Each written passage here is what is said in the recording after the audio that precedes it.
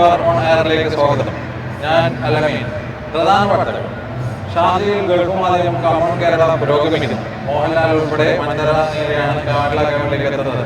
രണ്ടാം ദിവസം ആയിരങ്ങൾ മേഖലയിലേക്ക് ഒഴുകിയിട്ടുണ്ട്. അതിന്റെ ദൃശ്യങ്ങളിലേക്ക്.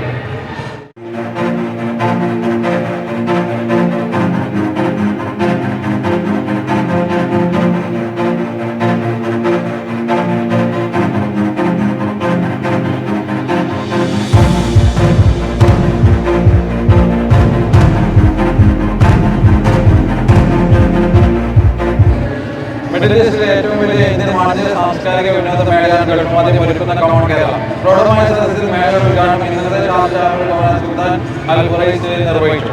അബ്ബാസ് മുഹമ്മദ് തയ്യാറാക്കിയ റിപ്പോർട്ടിൽ കാണാം.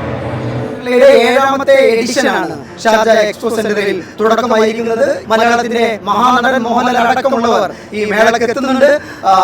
കഴിഞ്ഞ വർഷം ഏകദേശം 2.5 ലക്ഷത്തിലേറെ ആളുകൾ പങ്കെടുത്ത മേളയ്ക്ക് ശേഷമാണ് കൂടുതൽ മിഴിവോടുകൂടി കമോൺ കേരളയുടെ 7ാമത്തെ എഡിഷന് തുടക്കമാകുന്നത്.